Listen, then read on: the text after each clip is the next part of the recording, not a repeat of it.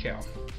First thing we want to do is, obviously, like everything else, clean the top of this. Even though this is brand new, you still want to clean it.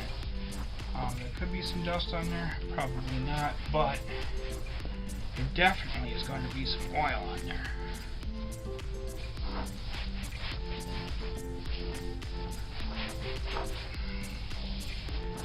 Oil that gives it a serious shine.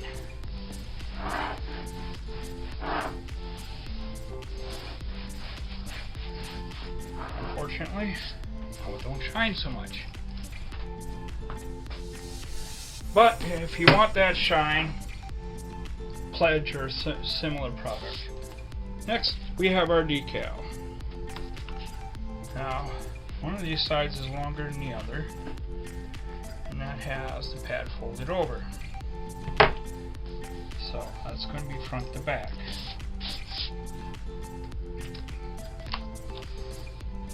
Now,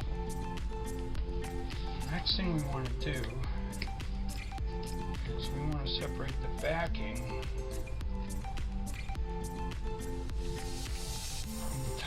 from the decal itself. So you want to be careful. Oops, see? So exactly that doesn't happen. So this little extra piece of the decal tried to come off with the backing.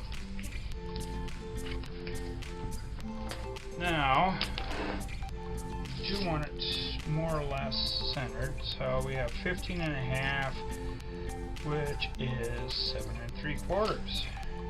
So we'll take our soapstone,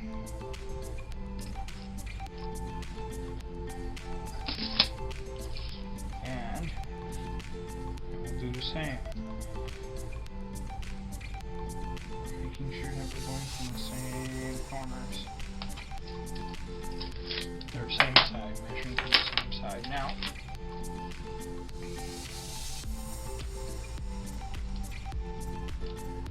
alright, so measure, we got 2 1/8.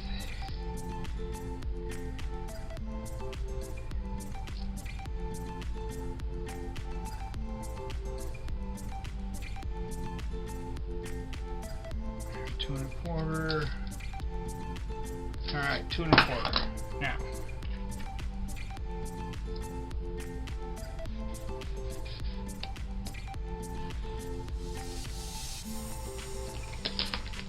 make sure that my decals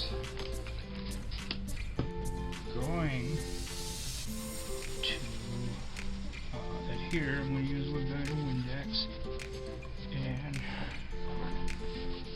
wipe off that part of the soapstone. There's literally soapstone, so you don't want that interfering with the adhesive of your decal. So that's taken care of. Now, the next part, we're going to dampen the vinyl, and again, dampen the vinyl. You can use water or just a little. This is a solution of like 4 or 5 drops of dish soap in, what was that, 25 fluid ounces of water. Now, soapstone does not dissolve that fast or easily. So, without rubbing, it's still there. We'll line up our marks and get it right nice even on there. Okay, now, you can use a regular towel. I like to use paper towels here. They tend to be more absorbent than a towel. And they're recyclable, so no big deal, right? I don't know why I'm cleaning that off. It doesn't need to be yet. Alright. Now, our 3M squeegee thingy. Yeah, I know. I like 3M.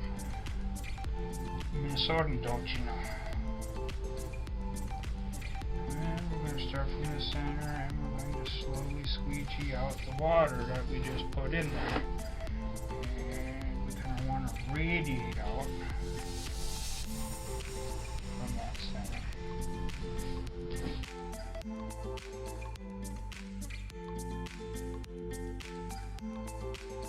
Okay, now what we want to do is we want to roll this over at a severe angle. As you can see, it's going to want to come up. Because we still have some water.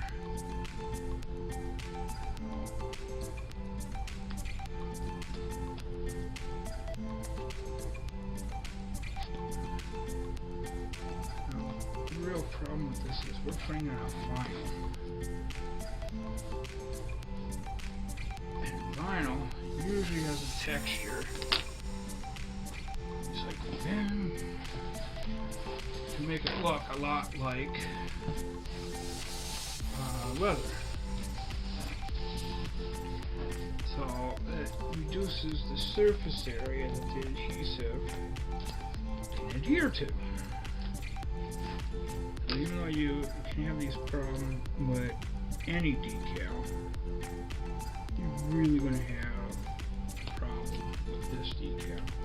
Now notice the severity that I'm pulling back.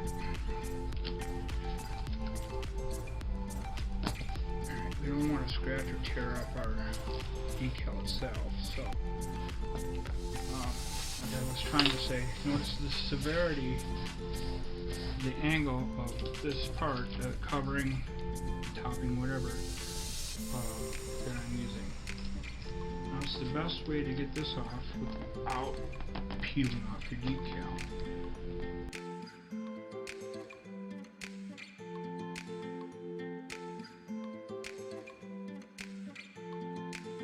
Really looking like something, huh? Alright. And you can slightly see that the decal is starting to form itself into the crevices and nooks and all that, but that's about as far as you're going to get it to go right now, the way it is. Alright, so we kind of get our felt dries really easy. So I'm going to take my Arts and Craft hair dryer, and we're going to start in the middle. What we're doing is we're softening the decal as well as the adhesive. Now hopefully you purchased a halfway decent decal and it's not super thin. Otherwise, trying to do this might not work out so well. And you don't want to keep it on your decal so long that it really makes your decal soft. Okay, that part's done. Got a couple of creases in there. Like I said earlier, that's why I'm a hobbyist, not a professional. With our screws nice and tight on the seat, our project is complete. Nice and comfy. Now all I need is my table and ice cold beer. So until next time, we'll see ya.